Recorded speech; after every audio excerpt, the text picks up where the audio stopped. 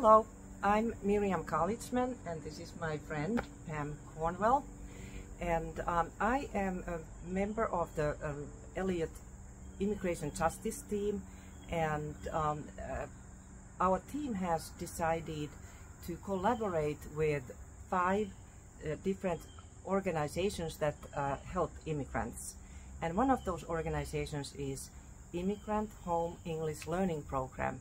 And Pam and I are here today to tell you about our experience, how that program works, and what impact it has made in our students' lives and also for ourselves. So Pam, why don't you get started? Okay, well, I have to thank Mirjam for telling me about the program. I wasn't aware that it existed, but one time on one of the many Eliot Zoom meeting calls, we met, and later Mirjam let me know that she was working with this program that teaches immigrants how to speak English and suggested maybe I should look into it. Well, this was during the pandemic, 2020, June of 2020, and I was so bored looking for things to do that were meaningful. So I said, why not? I called the program and inquired how I could become a volunteer teacher of English to an immigrant, and I was scared to death because I don't know. I've never been trained in teaching English as a second language. So I went through the training. They do offer a short training. They assured me they were there for me if I needed to ask questions, and they have some really well-designed curriculum.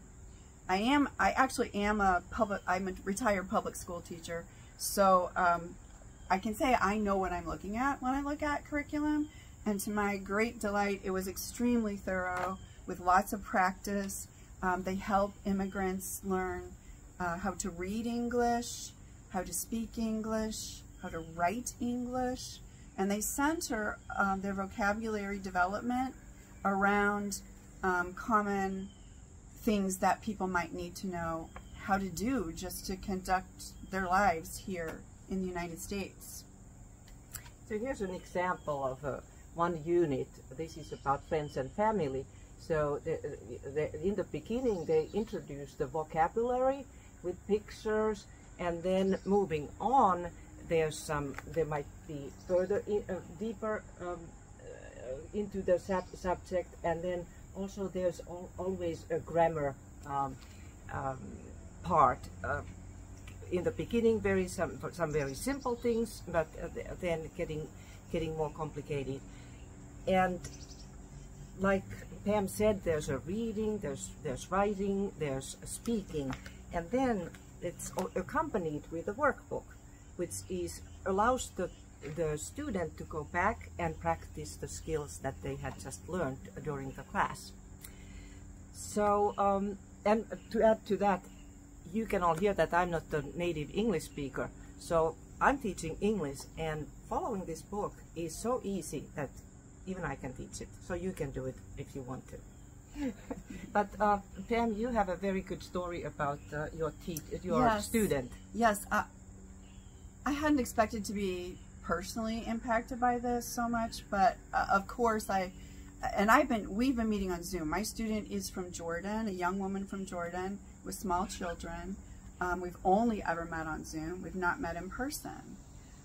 And yet our relationship developed over time. I was able to help Asma not just with her English, but with understanding, for instance, why her children's elementary school sent home an order form for pizzas.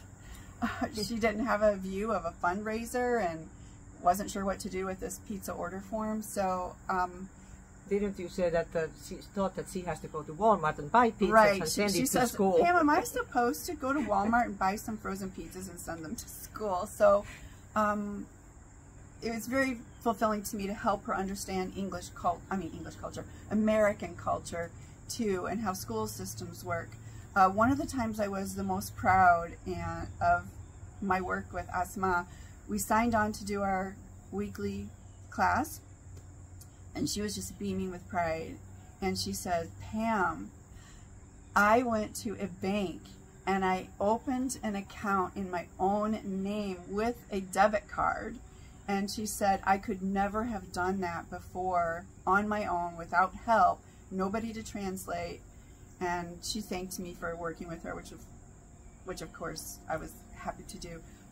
But I saw how much this empowers immigrants to take care of their own needs and their own business, and for her, women's self-empowerment as well. So I was pretty excited to be a part of that. Yeah, and it's not just them getting things from us, it is us getting something in return. I have had two students from Iraq, and I have never met an Iraqi person in person before. So I have learned about their culture.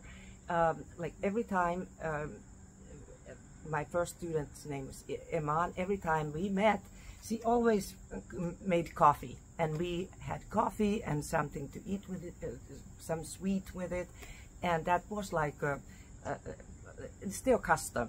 And it deepened our friendship because we were just chatting while we were drinking coffee. So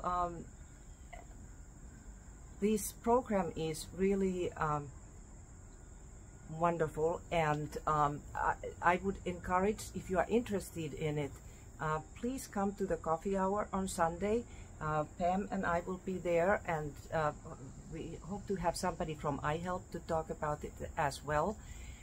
They currently have over 300 teacher-student pairs, but they have 150 students and more in their waiting list. So come to talk to us, and we'll tell you how easy it is to become a teacher.